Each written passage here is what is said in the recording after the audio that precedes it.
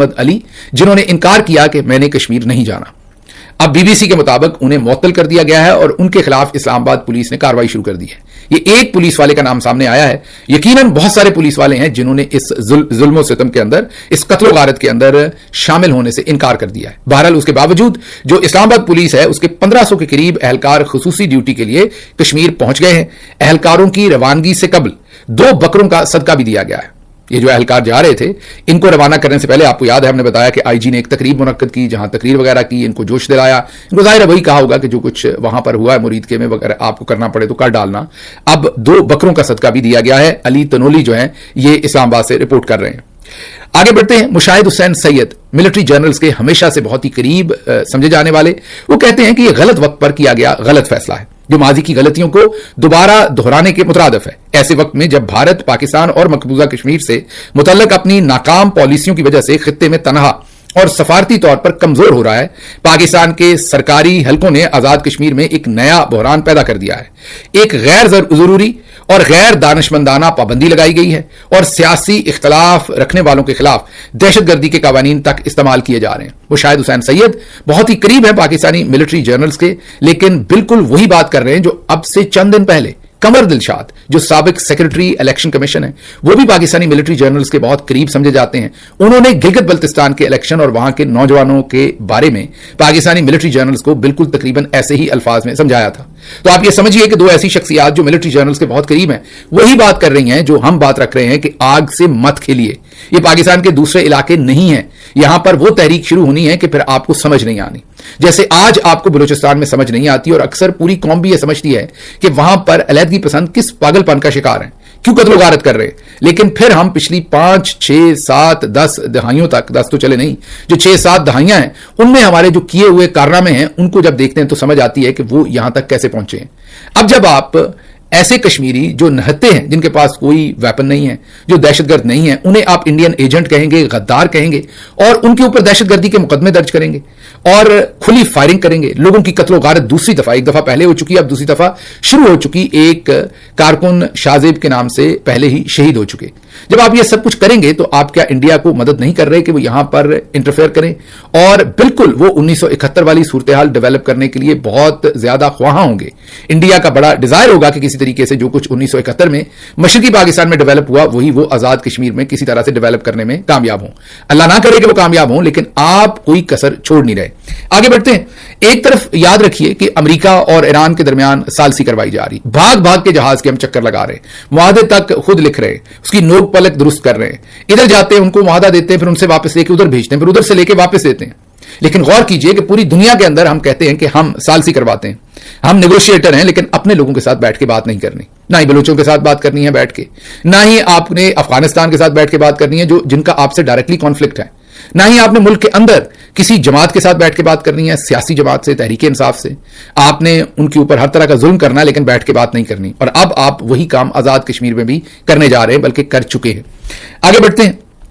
अगली खबर जो है, आपने आजाद कश्मीर में जो दहशतगर्दी की दफात लगाई हैं और उसमें दहशतगर्दी के तहत लोगों पर मुकदमे बना रहे हैं, ये जो सारी मूवमेंट है, इसका दहशतगर्दी से क्या लेना देना है? मतीउल्लाह जान ने सवाल पूछा। उसके जवाब में एडवोकेट जनरल नदीम, जो कोई पुरअमन एहतजाज नहीं करेगा उसके खिलाफ एक्शन होगा। फिर वो पूछते हैं, लेकिन आपने एहतजाज से पहले ही दफा लगा दी।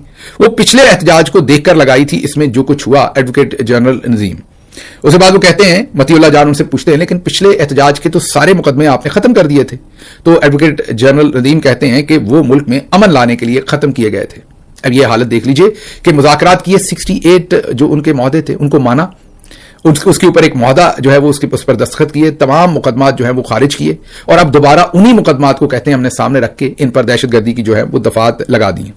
अबसार आलम साहब ने, जो अगेन एक आप उन्हें जर्नली टाउट कह लें, वो बहुत ही करीब हैं मिलिट्री जर्नल्स के, उन्होंने अब से थोड़ी देर पहले एक ट्वीट किया है जिसमें उन्होंने कहा है कि एक्शन स्टार्ट हो गया है, आजाद कश्मीर के अंदर एक्शन स्टार्ट हो गया है, मतलब क्रैकडाउन स्टार्ट कर दिया है।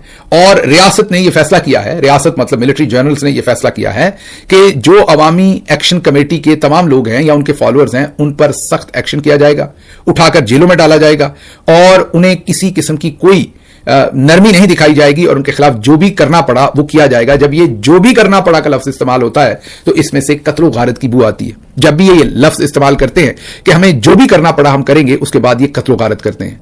अब अबसार आलम के जरिए से ये बताया जा रहा है कि इंटरनेट क्लोज कर दिया गया है, इलेक्शन स्केड्यूल जो है वो अनाउंस कर दिया गया है, एग्जाम जो है, इम्तहानात जो हैं वो मुलतवी कर दिए गए हैं, कॉलेजेस और स्कूल बंद कर दिए गए हैं और इन लोगों को पकड़ के जेलों में डाल दिया जाएगा। जो कुछ करना पड़ा वो करना पड़ेगा। साथ साथ अबसार आलम जो है वो कश्मीर एक्शन कमेटी के जितने भी रूए रवा हैं उनको अब गद्दार कह रहे हैं और कह रहे हैं कि ये इंडियन इमा पर ये सब कुछ कर रहे हैं। साथ ही जावेद चौधरी साहब, वो भी पाकिस्तानी मिलिट्री जर्नल्स के बहुत करीब हैं, वो भी सामने आए हैं और उन्होंने तो कश्मीरियों को बाकायदा चार्जशीट कर दिया है और ये गिनवाया है कि आपके लिए हमने कितनी जंगें लड़ी हैं और आखिरकार आप हमारे साथ ये कर रहे हैं। उन्होंने भी उनको यही बावर करवाया कि आप गद्दार हैं और आप इंडियन इमा पर, हिंदुस्तान के इमा पर आप ये सब कुछ यहां लॉलेसनेस कर रहे हैं और मुल्क के खिलाफ गद्दारी कर रहे हैं। अच्छा, ये एक अलग बात है।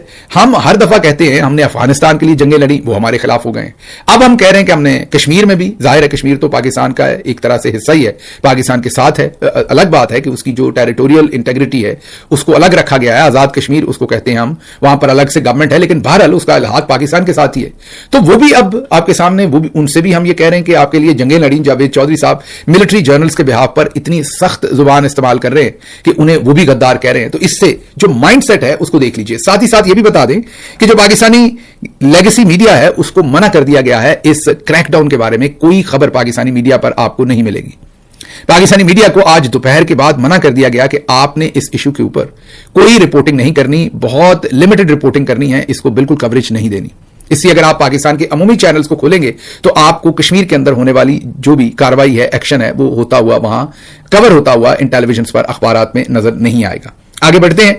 इंसानी हकूक कमीशन की इंसदाद दहशतगर्दी के कवानीन के तहत जो इस वक्त पाबंदी लगाई गई है कश्मीर एक्शन कमेटी पर, उसको इंसानी हकूक कमीशन ने रद्द कर दिया है, उसकी मजम्मत की है। बीबीसी ये कवर कर रहा है और बीबीसी न्यूज कह रहा है कि जो इंसानी हकूक कमीशन है पाकिस्तान का, वो कह रहे हैं कि ये कानून की भी खिलाफ वर्जी है, इंसानी हकूक की भी खिलाफ वर्जी है कि आप कश्मीर एक्शन कमेटी के जो जायज मुतालबात हैं वो पूरे करने की बजाय या उनसे बातचीत करने की बजाय आप उनको दहशतगर्दी के इल्जामात, पर्चे और उनके कवानीन के तहत कालादम करार दे रहे हैं।